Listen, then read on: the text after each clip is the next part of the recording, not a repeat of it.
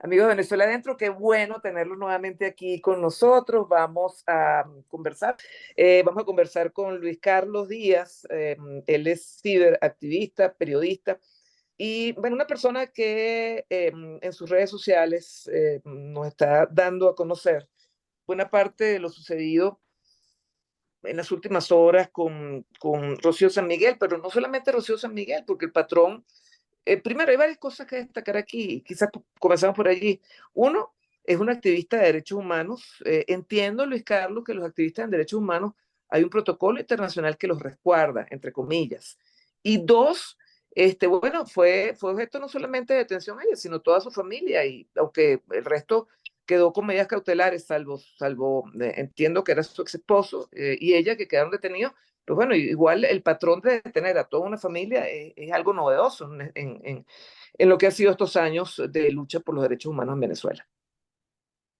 Sí, Marisabel, muchísimas gracias. Y aprovechando además que es una clase o una reunión que mezcla pedagogía con periodismo, creo que tengo que empezar haciendo como unos incisos. Y es que eh, Venezuela vive desde hace muchos años una crisis de derechos humanos. Eso significa que no hay la calidad institucional necesaria para resolver conflictos, vamos a decir, como en una sociedad democrática. Y esa falta de democracia, esa falta de separación de poderes, reglas de juego, Estado de Derecho, debido proceso, ese tipo de cosas que suenan complejas son las reglas de juego que sostienen una sociedad. Entonces lo que tenemos nosotros es una cosa quebrada, rota, y donde además hay un Estado que es violento contra la población, y violento en el sentido no solamente de provocar escasez, provocar un montón de cosas rudas, de crisis económica, sino también violento en el sentido de crímenes de Estado. Entonces, estamos, vamos a decir, insertos en una lógica de represión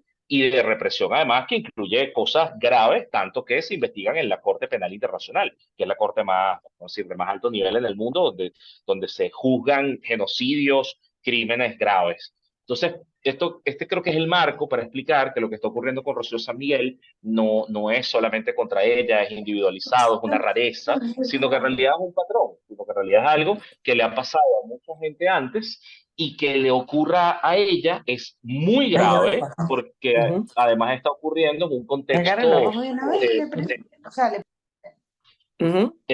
porque además está ocurriendo en un contexto de año electoral y un año donde se ha anunciado una represión mayor contra las ONGs por la ley de cooperación y la ley de financiamiento de organizaciones no gubernamentales. Entonces, te lo voy armando porque es como un rompecabezas en el que vemos al Estado utilizar métodos graves contra una ciudadana y ahora sí te lo puedo describir. Decías que los defensores tienen una protección especial y es cierto, porque un Ujú. defensor de derechos humanos se ve no solamente como un ciudadano, sino como un ciudadano que representa, que está al servicio, que se mete en temas incómodos en Ujú. nombre de muchos otros ciudadanos. Entonces, cuando tú afectas a un defensor de derechos humanos, en realidad estás afectando su trabajo y por lo tanto a toda la gente a la que esa persona sirve. Un ejemplo muy sencillo, si tú eres alguien que trabaja con víctimas de las ejecuciones policiales, cosa que ocurre en muchos países. Oye, si te afectan a ti, entonces todos los familiares de víctimas, ejecuciones policiales, ¿a quién van a buscar? ¿Quién los va a asistir? Entonces, cuando tú vulneras a un defensor, estás vulnerando la capacidad que tiene el tejido social de ser sensible y trabajar por un tema. Y hay que decir algo, ese mismo nivel de protección lo tienen los periodistas. Ujú. Exactamente la misma premisa. O sea, si usted daña a un periodista, está dañando a toda la gente que necesita saber lo que ese periodista informa. Entonces, esa capa hay que ponerla porque en el caso de Rocío se agrega otra. Y es que Ujú. Rocío San Miguel es víctima del Estado. Rocío San Miguel le ganó al Estado venezolano en la Corte Interamericana de Derechos Humanos. Y Ujú. esto, me permites el cuento En cuál porque, caso? sí, No recuerdo mucho el tema. Yo creo que es bueno ponerlo en contexto, Luis Carlos. por supuesto que sí. Ustedes se acuerdan, y si no, se los cuento, de la lista Tascón. En Ujú. Venezuela se hizo una lista de personas que firmaron por el referéndum revocatorio contra Hugo Chávez. Eso se hizo entre el año 2003 y 2004. Y luego esa lista de personas que firman son llevados a una suerte de base de datos estatal que se usó para la discriminación y persecución política. Es decir, personas que estaban en esa lista fueron votadas de sus trabajos, perseguidas, perdieron viviendas, perdieron seguros, perdieron ingresos, no se les reconocieron las liquidaciones, algunos perdieron más propiedades. O sea, perdieron su vida, tuvieron que irse del país, algunos fueron exiliados, y eso es una práctica de discriminación, casi podemos llevarla al nivel del apartheid, ¿no? Del ujú, apartheid ujú, sudafricano. Eso fue muy grave, eso marcó una generación en Venezuela, marcó la participación política y Rocío San Miguel, junto a dos mujeres más, fueron las únicas que llevaron eso a la Corte Interamericana de Derechos Humanos y ganaron. Además, hay que decirlo, Rocío era funcionaria del Estado y además ujú, trabajaba con cosas de seguridad y defensa. ujú, Entonces, a ella la votan de su trabajo, pueden documentar todo eso, lo llevan a la corte y después de varios años de proceso le ganaron. Es decir, demostraron ante una corte internacional, la más importante de América, que el Estado venezolano persigue, que el Estado ujú, venezolano restringe la libertad de expresión, porque además esto era un hecho de participación política. O sea, yo te adverso y yo te quiero fuera del poder. Eso no es un pecado, ni es un crimen, ni nada. ujú, Firma y ya. Entonces, Rocío tiene medidas de protección de la Comisión Interamericana de Derechos Humanos y tiene una decisión de la Corte que le dice al Estado venezolano que tiene que reparar el daño que le hicieron. Entonces, vamos a decirlo fácil, es una persona que tiene muchos años en el radar de los señalamientos, la persecución, el claro. hostigamiento oficial. Y por eso ha tenido tantas medidas de protección de organismos internacionales. Entonces, es una persona muy relevante dentro del mundo de los derechos humanos y de las pocas que trabaja seguridad y defensa de una manera súper institucional, porque además no es que ella sale a criticar específicamente al Sí. mundo militar. Más bien sale con el librito a decir, miren, lo correcto es esto y ustedes Sí. están haciendo esto. Pero Y ya. fíjate, la otra arista de la pregunta que te hice sobre el tema de la familia. Incluso he estado leyendo, al parecer es una metodología que, por cierto, no es nueva, viene de la Alemania nazi, o sea, esto de atacar y meter preso a toda una familia. O sea, ¿eso había pasado antes aquí en Venezuela? Sí, Marisabel, ese método se llama Sippenhaft. Ese es Ujú, el nombre alemán, Sippenhaft. Lo usaron los nazis en Alemania y no es original de ellos, en realidad es de los bolcheviques, o sea, viene de los comunistas. ujú, Y el patrón es muy sencillo, es culpar a tu familia de las cosas de las que te culpan a ti para generar desasosiego, para quebrar a la gente, para que se entreguen, y esto a veces funciona como una suerte de secuestro, es decir, apreso a tu mamá y la tengo presa mientras tú te entregas, apreso a tu hijo, y es cargarle a la familia esa suerte como de responsabilidad, porque ujú, básicamente para cualquier persona es absolutamente sagrada su familia, o bueno, para la mayoría de las personas, ¿no? Que quieren a su padre o a sus hijos. Y eso es un elemento que desde la Alemania nazi hasta acá, pues la práctica se ha visto muy raras veces, se considera un crimen muy grave, y lo curioso es que aparece, vamos a decirlo así, los venezolanos no sabíamos ponerle un nombre a eso. Eso ujú, pasaba, pero no sabíamos. De pronto hay varios casos, un señor que lo apresaron hasta que el hijo volviera a Venezuela y se entregara a las autoridades, que era una wow. persona que tenía una página web que al Estado no le gustaba. Entonces, metieron preso al papá, como que fingieron un secuestro, cuadraron la negociación para que viniera y lo metieron preso apenas pisó el país. O Ujú, sea, cosas muy, muy graves o familiares de militares. Pero no teníamos un nombre hasta que ocurrió el informe de la misión de determinación de hechos de la ONU.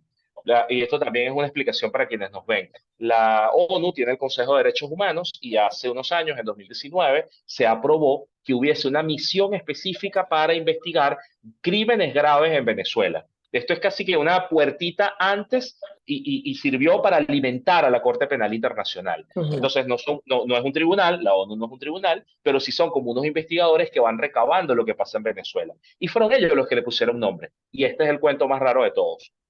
No le pusieron nombre solo porque la gente le contara que le pasó. Es que empezaron a darse cuenta que había muchos casos y de pronto, entrevistando a exfuncionarios de aparatos de seguridad, son estos expacos, estos ex policías, o policías o seguridad o lo que sea, quienes le dicen, a mí me ordenaron hacerlo.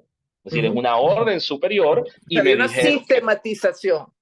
claro, me dijeron, tenía que aplicar este método. Y es como, ok, entonces se supone que hay una cadena de mando, que hay Ujú, personas que ordenan que esto ocurra y que es lo que llaman sistemático y generalizado. Se lo han aplicado a muchas personas en todo el país. Ahora, con Rocío se suman cosas.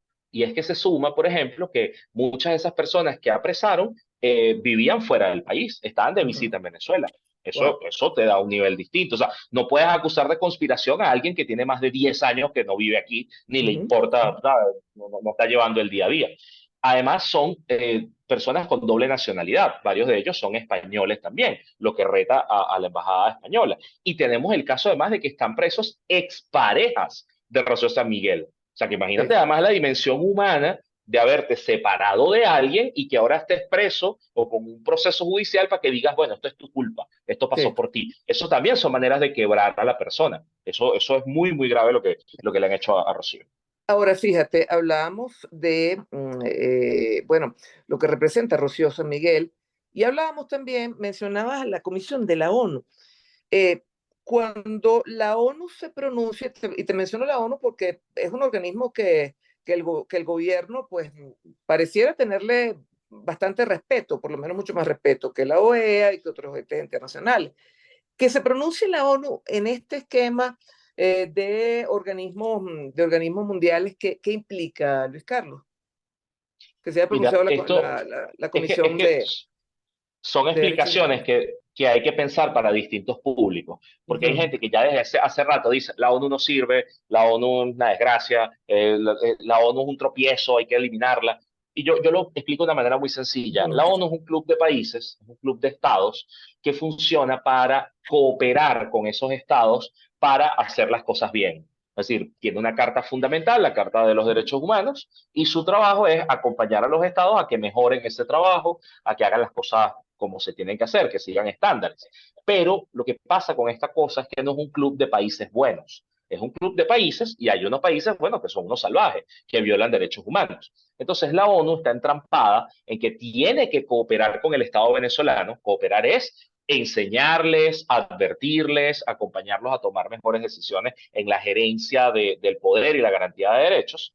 Pero también la ONU tiene un segundo mandato, que es el de la protección. Y la protección es alertar, levantar la voz y decir a los países, lo estás haciendo muy mal, nos ujú, preocupa que estés atacando a esta persona, tienen que resguardar el espacio cívico, que implica resguardar el derecho a la participación, el derecho a la libertad de expresión. O sea, cuando digo esto es proteger a la gente, ujú, hacer presión para proteger a la gente. Entonces, esa segunda dimensión en Venezuela ha costado, y eso también tiene una explicación. La ONU desde el 2019 tiene una presencia en Venezuela. Antes de eso no se había visto tan grande, bueno, porque esto era un país más estable, que tenía, antes se consideraba que teníamos una democracia y demás. Cuando todas las crisis coinciden y se logra una gran visibilidad global, entonces viene la misión exploratoria, la de Michelle Bachelet en 2019, que era la que estaba en Venezuela cuando a mí me encarcelaron. Y ujú, luego se decide con Bachelet tener no una oficina en Venezuela, ujú, sino una presencia de la oficina del Alto Comisionado de Derechos Humanos. Esto es distinto.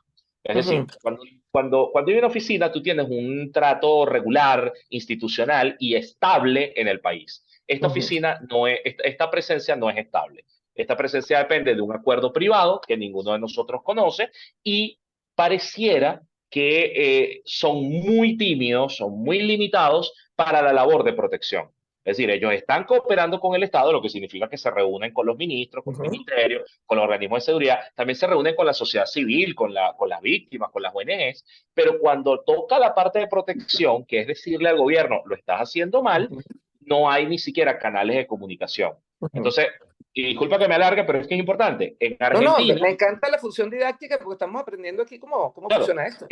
en Argentina, mi ley presentó una ley compleja, la ley Ombuds, Ujú, la ley Omnibus, y la oficina de la ONU dijo, esta ley no cumple con con parámetros los estándares. internacionales, no cumple estándares, nosotros tenemos estas observaciones críticas, quisiéramos que se cambiara. Y eso no es intervencionismo, no es injerencismo, es cooperación con el Estado. En Venezuela, la oficina no puede hacer eso. Primero, porque no es una Ok. oficina, es una presencia, y porque si critican mucho los votan, como ya ha Ujú, pasado antes, que no les renuevan las visas, que no les dejan entrar al país, que los funcionarios más competentes o más críticos los han ido sacando, entonces te mandan otra gente más joven, digamos, que trata de hacerlo mejor, pero que, bueno, son ujú, distintos. Todo esto para explicarte que se tuvo que pronunciar el alto comisionado, se tuvo que ujú, pronunciar desde Ginebra, tuvo que ujú, decir desde allá, epa, se están comiendo la luz. ujú. Esto está pasando y es grave. Entonces, se pronuncia el alto comisionado y se pronuncia la misión de determinación de hechos, todos desde fuera. Entonces eso te habla del nivel de gravedad de lo que está pasando en Venezuela y de las limitaciones de la gente que está dentro. Porque, por supuesto, han estado tratando de negociar, ¿Y qué de implica mejorar las esto dentro condiciones. del canon de derechos humanos internacional? Y, por ejemplo, que se ha pronunciado también, bueno, la Unión Europea, que quizás es quizás un ente más cercano que la propia OEA al gobierno, o que se ha Sí. pronunciado, por ejemplo, un canciller, un ex asesor de Lula como Celso Morín, que era bastante cercano al gobierno. O sea, ¿por qué tanto ruido en el ámbito internacional? Por el retroceso, por la pérdida.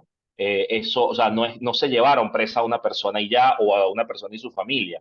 Es que se toma esta decisión en medio de unas negociaciones políticas que le hacían creer al mundo que estábamos destinados, bueno, a resolver nuestro conflicto con unas elecciones, que es el relato, la narrativa de este año. Los Sí. venezolanos están en un problema, están en crisis, bueno, llegaron a un acuerdo, van a hacer unas elecciones, se hacen las elecciones y listo. Se resolvió el problema venezolano y ya, en un mundo que está pendiente de Ucrania, de Israel y Gaza, ¿sabe? De Yemen. Entonces dijeron, bueno, los venezolanos resuelven.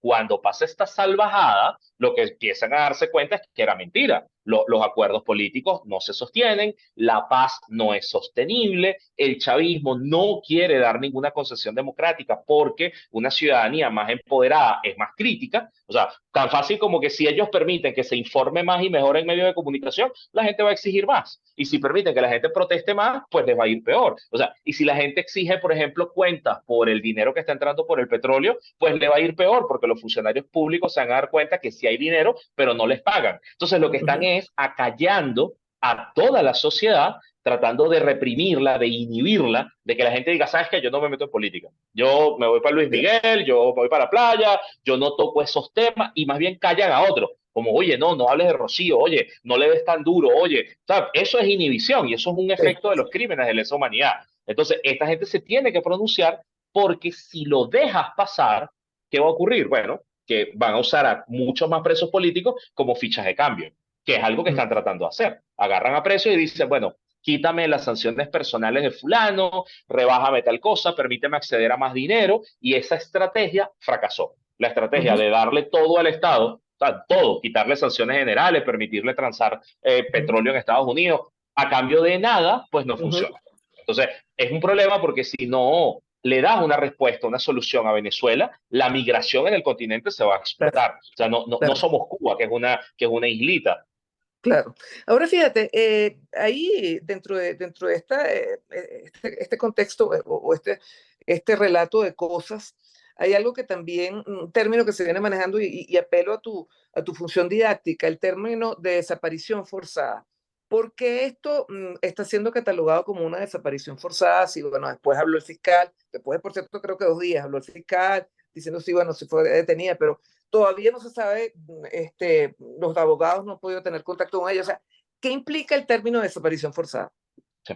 Eh, por lo general, cuando uno habla de desaparecidos, lo que hace es que recuerda a Chile, Sí, Argentina, Uruguay, y dices, bueno, el desaparecido es el que más nunca apareció.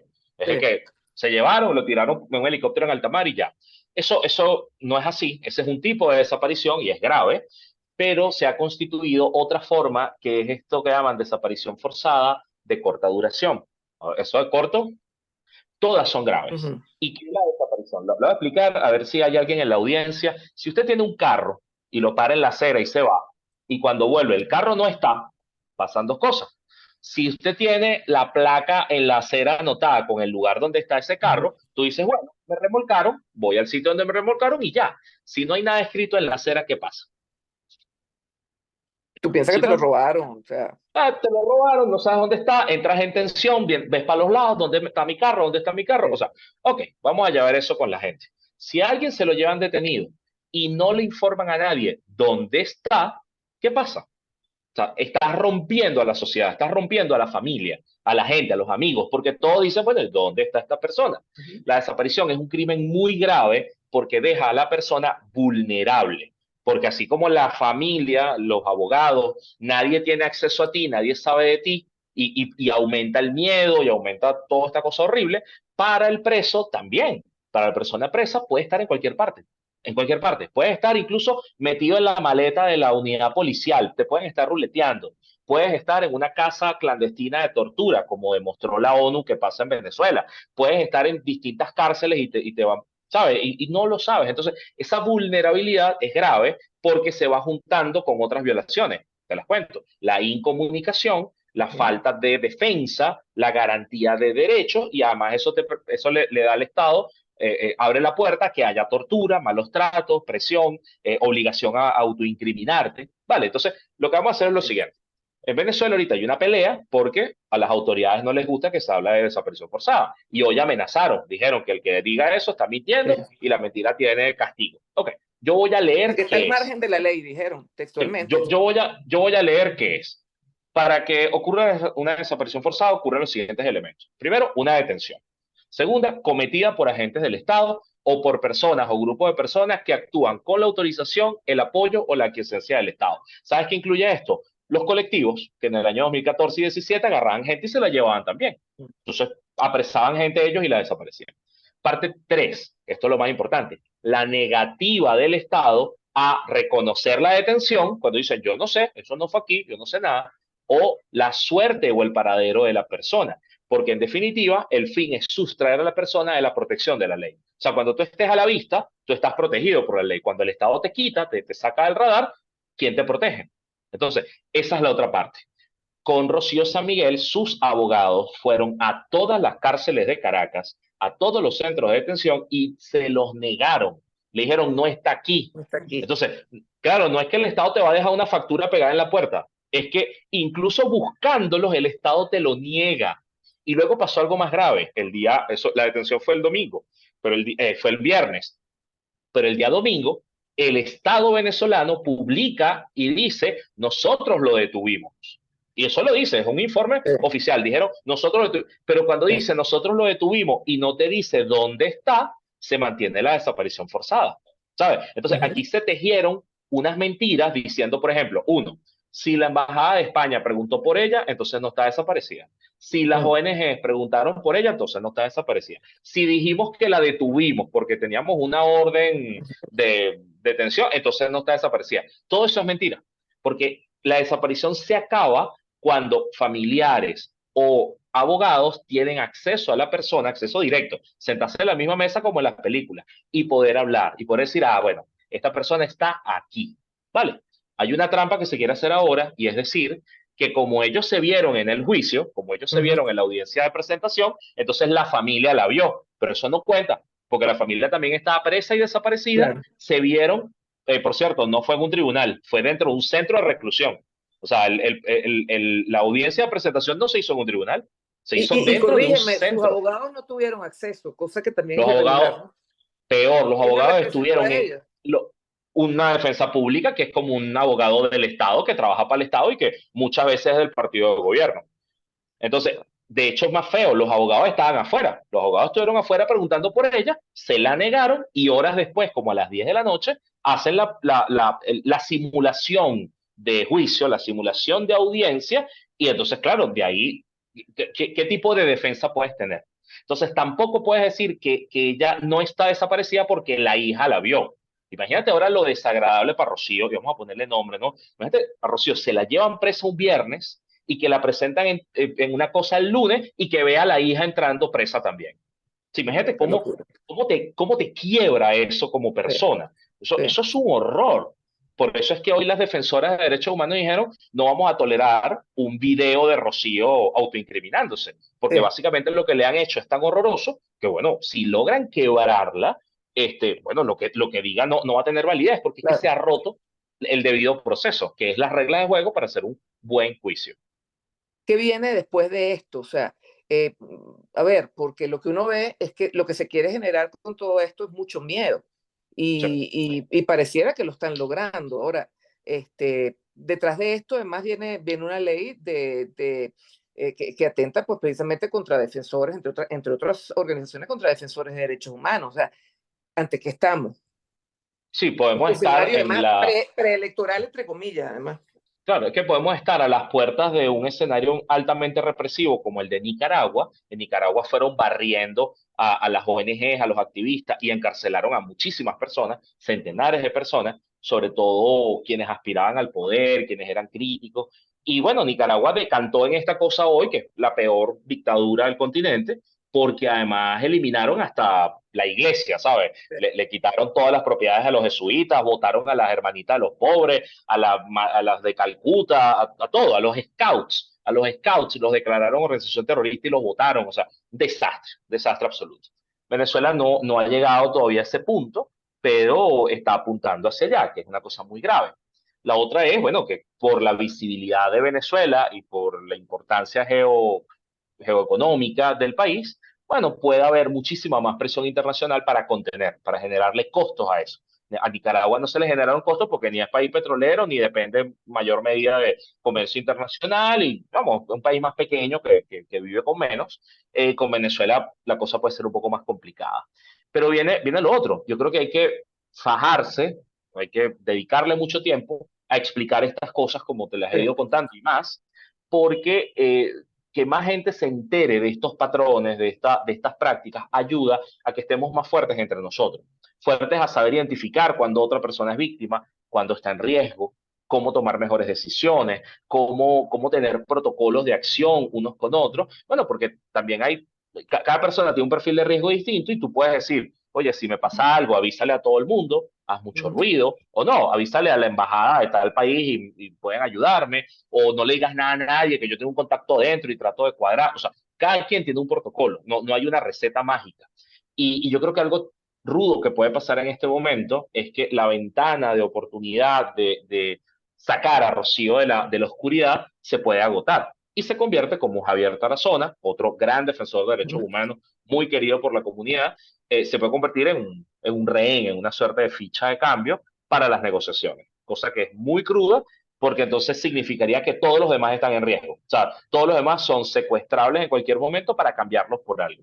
Eh, Eso no se parece al país que están tratando de vender algunos empresarios, al país que están tratando de vender algunos lobbies de limpieza reputacional, que dicen que, bueno, el país está mejor, todo se resolvió, todo está bello, porque fíjate esto, pues, incluso una persona que era súper institucionalista y súper correcta y que además no era estruendosa ni atacaba al gobierno, igual le han hecho este horror. Bueno, yo voy a recomendar a quienes están viendo esto a través de YouTube o algunos de los extractos que usamos para redes de Venezuela Entry, las personas que están conectadas ahorita, que sigan a Luis Carlos.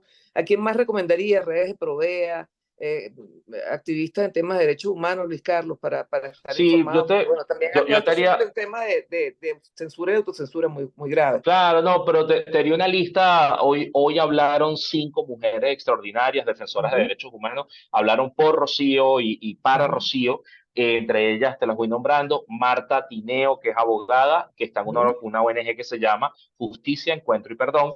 JEP, Justicia, Encuentro y Perdón. Ellos llevan casos como el de Geraldine Moreno, asesinada en 2014, ujú, porque la organización la fundó su madre, Rosa Orozco. Y bueno, han seguido patrones de crímenes de lesa humanidad. Habló Laura Lousa. Laura Lousa es ujú, una joya en el mundo de los derechos humanos porque ella y Ali Daniels llevan acceso a la justicia. Y acceso a la justicia es ujú. como la ONG que explica mejor que nadie el aparato de justicia venezolano. Entonces, Ok. es como para entender esto estructuralmente. Te puedo recomendar también a alguien que habló hoy, Claudia Carrillo. Claudia es psicóloga, no la vas a ver muy activa en redes, pero es parte Ujú, de COFAVIC. Y ujú, COFAVIC es la organización de las madres, de la organización que existe ujú. desde el año 89, por caso. Entonces, una gran referencia para muchos de estos crímenes atroces. Tienes a Lexis Rendón, con X e Y, Ujú, que es parte del Laboratorio de Paz. Lexis ujú, Rendón. Y ella, junto a Rafael Uzcategui, que viene a ser el director de Provea por 10 ujú, años, pues bueno, tienen también un nivel de comunicación increíble. Por supuesto, aquí entra a Provea y la primera que habló hoy en las palabras fue Andrea Santa Cruz. Y Andrea ujú, Santa Cruz es miembro de Civilis. ujú. Civilis es una ONG, para que sepan que en Venezuela hay ONGs para muchas cosas de proteger gente, y eso es buenísimo. Civilis existe para el derecho a la organización, el derecho a Ujú, que otras organizaciones existan, la organización civil, social. Y Andrea empezó como activista de derechos humanos con las detenciones de 2014, siendo ujú, abogada. Le tocaba ir a buscar chamos ujú. presos. Ya tiene 10 años de experiencia en este escenario. Ya con esos 5 tienes una riqueza gigante. Y lo bueno es que en Venezuela hay decenas así. Sí. Bueno, sumo Luis Carlos. Luis Carlos, tú sabes que te quiero mucho y bueno, que estoy súper agradecida que te hayas tomado estos minutos para conversar con nosotros.